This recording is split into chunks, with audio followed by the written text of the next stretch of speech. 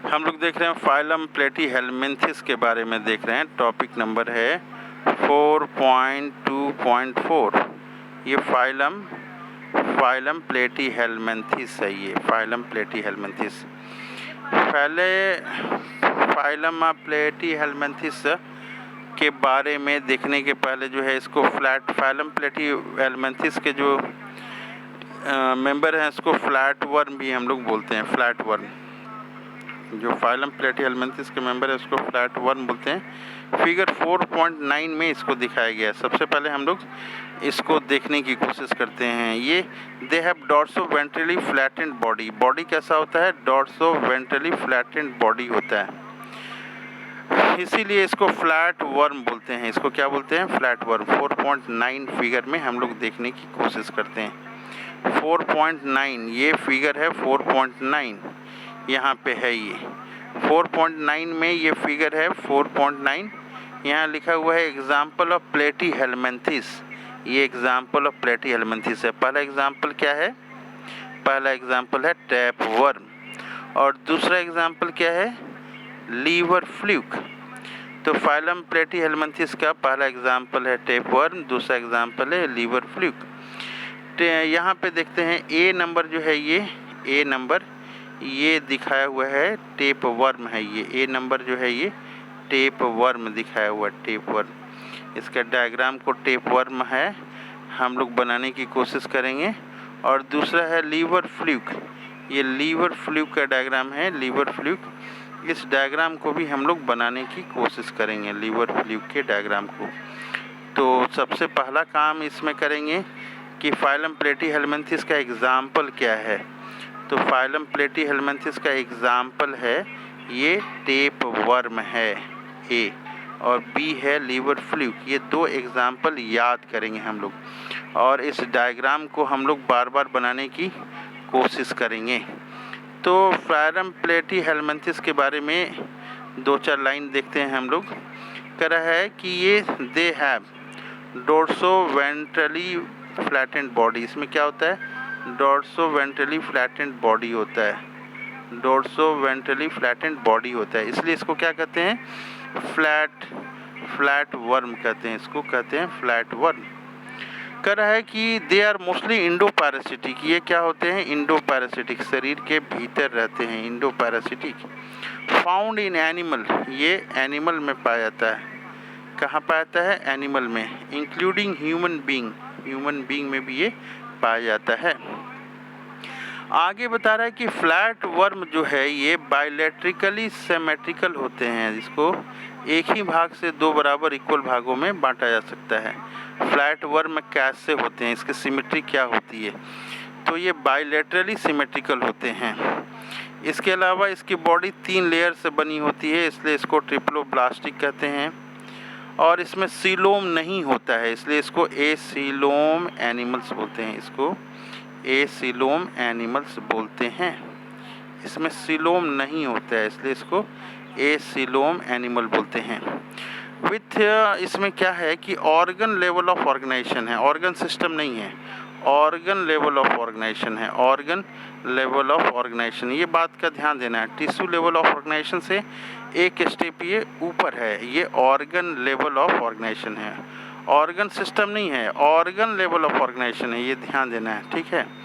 और चूँकि ये इंडो पैरासाइट होते हैं सॉरी इंडो पैरासाइट होते हैं, इसलिए इसमें जो है अटैच करने के लिए एनिमल के बॉडी में भीतर अटैच करने के लिए एक हुक सिस्टम होता है। हुक के थ्रू वो पकड़ लेता है। हुक होता है इसमें, हुक्स एंड सकर्स होता है। ये भीतर जाके एनिमल में ये पकड़ लेता है। किसके थ्रू? हुक्स एंड सकर के थ्रू। ये पैरासाइट ही होते हैं, तो हुक्स एंड सकर के थ्रू पकड़ के अपना न्यूट्रिशन लेता है, एक जगह अपना बनाया रहता है। कह रहा है कि hooks and sucker are present in the parasitic form. Present in the parasitic form, जो भी पैरासिटिक फॉर्म है उसमें हुक और सकर ये होता है पैरासिटिक फॉर्म में। कह रहा है कि सम ऑफ देम एब्जॉर्ब न्यूट्रिएंट। ये क्या एब्जॉर्ब करता है? न्यूट्रिएंट करता है, न्यूट्रिएंट एब्जॉर्ब करता है। कहाँ से ऑब्जर्व ये न्यूट्रिएंट एब्जॉर्ब करता है? तो जिस एनिमल में रहता है ये होस्ट, उससे ये न्यूट्रिएंट अपना एब्जॉर्ब करता है। Directly through their body surface, ये बॉडी सरफेस के थ्रू जो है ये करता है। स्पेशलाइज सेल होते हैं इसमें, ठीक है, ये बहुत ही इम्पॉर्टेंट है। स्पेशलाइज सेल होते हैं। स्पेशलाइज सेल को फ्लेम सेल बोलते हैं, फ्लेम सेल। ये फ्लेम सेल्स जो हैं क्या करते हैं, ये ऑस्मो रेगुलेशन करते हैं। फ्लेम सेल क्या करते हैं, ऑस्मो रेगुलेशन करते हैं। ऑस्मो रेगुलेशन, पानी की मात्रा को वो नियंत्रित रखते हैं।